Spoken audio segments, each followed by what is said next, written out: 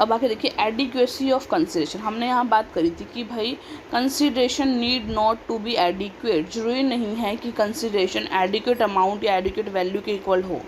अब यहाँ पे एडिक्वेसी के बारे में बात करते हैं। A vital question related to consideration is what is an adequate consideration, कि भाई एक इम्पॉर्टेंट क्वेश्चन ये उठता है कि एडिक्वेट कंसिडरेशन क्या है, ठीक है, मतलब कितना अमाउंट में consideration equal to the value of the जो चीज़ एक्सचेंज कर रहे हैं उसके इक्वल आएगा। The act gives no answer to it since the question of adequacy of consideration is more related to the parties to a contract than to the law governing it is the parties who make the decision to the adequacy of the. देखो यहाँ पर एडुकेसिव consideration के लिए कुछ नहीं कर सकते, क्योंकि यहाँ पर लॉ बाउंड नहीं होता एडुकेट कंसिडरेशन के ऊपर। तो यहाँ पर जो पार्टी है वो अपने अकॉर्डिंग ही एडुकेसी सेट करती है। मान लो मेरी कार है, उसकी वैल्यू 1 लाख रुपए की, लेकिन मैं सोच रही हूँ कोई बात नहीं 90,000 रुपये में निकाल दे भाई इसको। वैसे 1 लाख की वैल्यू है, लेकिन एडुकेसी मैंने खुद ने सेट करी है, क्योंकि यहाँ पर लॉ बाउंड नहीं होता एडुकेसी के ऊपर। तो मैं 90,000 रुपये में भी अपनी कार को सेल कर रही हूँ, ठीक है।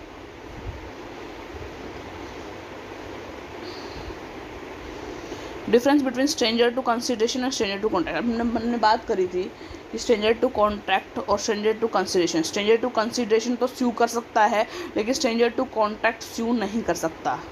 देखो एक कॉन्ट्रैक्ट हुआ है दो पार्टी के बीच में, ए और बी के बीच में, ठीक है। यानी कि मैंने अभी एग्जांपल बताया था आपको, ए है एक फादर, बी है डॉटर। देखो एग्जांपल,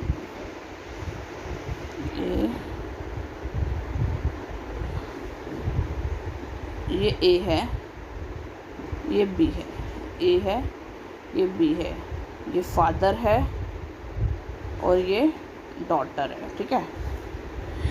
अब फादर ने अपनी बेटी को बोला है मैं कि मेरी सारी प्रॉपर्टी तेरे नाम कर रहा हूँ, और तू आने वाले टाइम पे जो सी है, स्ट्रेंजर टू कॉन्ट्रैक्ट है ये, ठीक है, सी को एनुअली कुछ पैसे देती रही हो। मान लो बोल दिया उसने एनुअली अपने चाचा को, छोटे चाचा जो मतलब छोटा भाई है, जो ए का छोटा भाई है ये, तो इसको एनुअली तू 50,000 रुपये देती रही हो, ठीक है। तो कॉन्ट्रैक्ट किसके बीच में हुआ? इन दोनों के बीच में कॉन्ट्रैक्ट हुआ है, ठीक है। लेकिन जो ये सी है इस कॉन्ट्रैक्ट के बीच में नहीं है, तो ये स्ट्रेंजर टू कॉन्ट्रैक्ट है। बट लेकिन कंसिडरेशन जो पे करना है, इसको करना है ना, कंसिडरेशन पे करना है।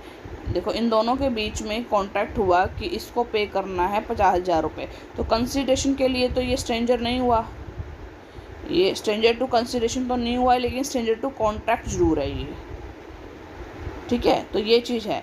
तो अगर मान लो ये बी है जो डॉटर है उसकी, सी को पैसे देने से मना कर देती है, तो सी है वो स्ट्रेंजर टू कंसिडरेशन है, इसलिए इसको स्यू कर सकता है, ठीक है। लेकिन सी स्ट्रेंजर टू कॉन्ट्रैक्ट है, इसलिए यहाँ पे वो स्यू नहीं कर सकता, ठीक है। तो स्ट्रेंजर टू कॉन्ट्रैक्ट स्यू नहीं कर सकता, स्ट्रेंजर टू कंसिडरेशन स्यू कर सकता है, ठीक है। देखो a person who is not a stranger to contract होता कौन है? Person who is not a party to the contract is deemed to be stranger of the contract. Party नहीं है वो कॉन्ट्रैक्ट की, सी नहीं है ना पार्टी इस कॉन्ट्रैक्ट की। It is the general rule of the law that only parties to contract may sue और be sued on matter relating to contract and the stranger may not, ठीक है। स्ट्रेंजर कोई भी होगा, मान लो मेरे और मेरी फ्रेंड के बीच में कॉन्ट्रैक्ट हुआ है, कोई तीसरी मेरी फ्रेंड आके उसके बीच में स्यू करे, भाई तूने उसको इतने रुपए नहीं दिए, उसने तेरे को ये नहीं दिया, और वो नहीं कर सकती स्यू किसी को भी, ठीक है। हम दोनों आपस में कर सकते हैं, क्योंकि वो स्ट्रेंजर टू कॉन्ट्रैक्ट है, कॉन्ट्रैक्ट के लिए वो अजनबी है, स्ट्रेंजर पार्टी है वो। लेकिन हम दोनों के बीच में कॉन्ट्रैक्ट हुआ तो हम एक दूसरे को स्यू कर सकते हैं, वो नहीं कर सकते। अब स्ट्रेंजर टू कंसिडरेशन देखो, as per the Indian Contract Act a valid contract has to have a lawful consideration and object होना चाहिए, ठीक है। वैलिड कॉन्ट्रैक्ट के अंतर्गत एक लॉफुल कंसिडरेशन होनी चाहिए। That the consideration is from the promisor is not obligatory. The consideration can be from any person other than a party to the contract, but a person other than the parties to a contract does not have the right to sue. लेकिन उसको वो स्यू करने का right नहीं होता।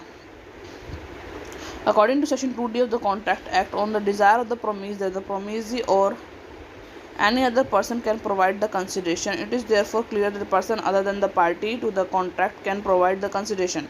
दूसरी party consideration provide कर सकती है. The person who does not provide a consideration even though he is the party to the contract is deemed to be stranger to consideration. जो पर्सन जो प्रोवाइड नहीं कर रही कंसिडरेशन, चाहे वो पार्टी हो कॉन्ट्रैक्ट की, इज डीम्ड टू, उसको स्ट्रेंजर कहेंगे कंसिडरेशन के लिए. ठीक है.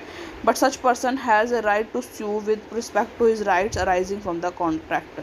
लेकिन उसके पास ये राइट होगा क्योंकि वो पार्टी है. देखो, एक कॉन्ट्रैक्ट के बीच में ए और बी के बीच में कॉन्ट्रैक्ट हुआ है, लेकिन जो कंसिडरेशन है वो सी पे करेगा. ठीक है. तो जो बी है वो कंसिडरेशन नहीं पे कर रहा, तो बी हो गया स्ट्रेंजर टू द कंसिडरेशन, लेकिन वो स्यू कर सकता है क्योंकि वो, देखो मैं बताती हूँ आपको, ये ए पार्टी है, ये बी है, ए और बी के बीच में कॉन्ट्रैक्ट हुआ है, लेकिन जो कंसिडरेशन है वो सी पे करेगा. इसने इसको स्कूटर देना है, स्कूटर ये देगा, लेकिन पैसे ये पे करेगा 50,000 रुपये. ठीक है. तो ये पर्सन क्या हो गया, स्ट्रेंजर टू कंसिडरेशन होगा क्योंकि इसने ना कंसिडरेशन पे करी. ठीक है. लेकिन ये जो पर्सन है ये हो गया कंसिडरेशन पे करने वाला, लेकिन ये हमारा स्ट्रेंजर टू कॉन्ट्रैक्ट है, कॉन्ट्रैक्ट के अंदर नहीं है, ये पार्टी के अंदर नहीं है, तो ये स्यू नहीं कर सकता. लेकिन ये स्यू कर सकता है, चाहे इसने कंसिडरेशन नहीं पे करी, लेकिन ये पार्टी है कॉन्ट्रैक्ट की, लेकिन ये स्यू कर सकता है. ठीक है. ये एग्जाम्पल देख लो. For example, A promise to sell his car to B, C who is B's friend pay the price of the car. देखो, सी ने पे किया है, ए की कार है, बी को मिलेगी, सी पे करेगा पैसे to A, even though B is stranger to the consideration. देखो, बी ने पैसे नहीं पे तो स्ट्रेंजर हो गया वो कंसिडरेशन के लिए, in the sense that it has been paid by C हो गया जो पे करेगा.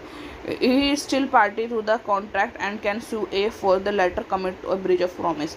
लेकिन बी क्या है, पार्टी है कॉन्ट्रैक्ट के बीच में, तो वो स्यू कर सकता है. लेकिन जो सी है वो स्यू नहीं कर सकता क्योंकि वो सिर्फ स्ट्रेंजर टू, सिर्फ वो मतलब पैसे पे कर रहा है, कंसिडरेशन पे कर रहा है, लेकिन वो कॉन्ट्रैक्ट के लिए स्ट्रेंजर है. अब ये जो stranger to contract, stranger to consideration, इसके भी एक्सेप्शन है कुछ. देखो, the following are the exception to the rule that stranger to contract cannot sue. हमने बात करा है कि स्ट्रेंजर टू कॉन्ट्रैक्ट, यानी जो सी था अभी कॉन्ट्रैक्ट के लिए स्ट्रेंजर था, लेकिन उसने कंसिडरेशन पे करी थी, वो स्यू नहीं कर सकता. लेकिन कुछ एक जो एक्सेप्शंस वो ऐसे हैं कि यहाँ पर स्ट्रेंजर टू कॉन्ट्रैक्ट भी स्यू कर सकता है. Where a trust is created, जहाँ पर ट्रस्ट क्रिएट होगा. A person in whose favour a trust is created, जिसके फेवर में ट्रस्ट क्रिएट हो रहा है, can enforce his interest even though he is not party of the contract. जिसके favour में ट्रस्ट क्रिएट हो रहा है तो वो स्यू कर सकता है, चाहे वो पार्टी नहीं है कॉन्ट्रैक्ट की. Marriage settlement of a minor, marriage settlement करिए एक माइनर पर्सन की 18 से कम उम्र वाले की, तो stranger to a contract can sue in the contract related to marriage settlement. Marriage of minors are common in India. A minor can sue to change such contract for his benefit, अपने benefit के लिए contract को change कर सकता है. In this context the case of Khwaja Mohammad Khan और हुसैनी बेगम is an important example where a Muslim lady sued her father-in-law to recover arrears of allowance payable to her under an agreement between her father-in-law Khwaja Mohammad and her father at time of marriage. वैसे देखो, वैसे तो minor तो इसके अंदर marriage settlement के अंदर party नहीं होता क्योंकि माइनर को तो बाहर रखा गया इसके, लेकिन फिर भी अगर मैरिज के बारे में बात होती है तो माइनर पर्सन भी क्या कर सकता है, जो आउट ऑफ द मतलब आउट ऑफ कॉन्ट्रैक्ट के अंदर है, पार्टी नहीं है, स्ट्रेंजर टू कॉन्ट्रैक्ट है, वो भी स्यू कर सकता है इसके अंदर. माइनर का शादी हो रही है तो अगर जॉइंट हिंदू फैमिली का पार्टीशन बंटवारा हो रहा है तब. If at the time of partition of Hindu joint family an agreement और a contract is made for the maintenance or marriage of a person, such person has the right to enforce the contract even if he is not a party to it. अगर कोई contract हुआ है maintenance की या फिर एक शादी कर रहे हैं एक पर्सन की, such person has right to enforce, उस पर्सन को कॉन्ट्रैक्ट को एनफोर्स करने का राइट है चाहे वो पार्टी नहीं है उस कॉन्ट्रैक्ट की. ठीक है. Agency, contracts made by an agent on behalf of principal are enforceable by law. Contracts अगर कोई एजेंट को कॉन्ट्रैक्ट करता है प्रिंसिपल के बिहाफ पे तो वो एनफोर्सेबल बाय लॉ होगा. ठीक है. चाहे जो एजेंट है वो थर्ड पार्टी है, वो कॉन्ट्रैक्ट नहीं है, वो प्रिंसिपल के आधार पर वो कर रही है कॉन्ट्रैक्ट, लेकिन फिर भी वो क्या होगी, एनफोर्सेबल बाय लॉ होगी. Charge on specific immovable property, कोई भी इमूवेबल प्रॉपर्टी उस पर चार्ज देखो, if a charge has been created for the benefit of a person in an immovable property the beneficiary can enforce such contract even though he is not a part to the contract. देखो अगर कोई charge create होता है या benefit create होता है person की immovable property पे, तो वो उसके पास ही जाएगा चाहे वो पार्टी का मेंबर है या नहीं। Assigning, if a party to a contract assign his right to another person, अगर एक पार्टी है कॉन्ट्रैक्ट के अंदर एक राइट असाइन करती है अनदर पर्सन के ऊपर, किसी दूसरे पर्सन को अधिकार दे देती है, then the assignee can sue for the enforcement of his right. तो असाइनी स्यू कर सकती है अपने राइट्स के असाइनमेंट पर, एनफोर्समेंट पर। Endorsement of bill of exchange example of such enforcement, इस एनफोर्समेंट के एग्जाम्पल है endorsement of bill of exchange. Bill of exchange अगर आपने किसी और को प्रोवाइड कर दिया है तो आप चाहे वो उसको मेंबर है या नहीं, आप उसको स्यू कर सकते हैं।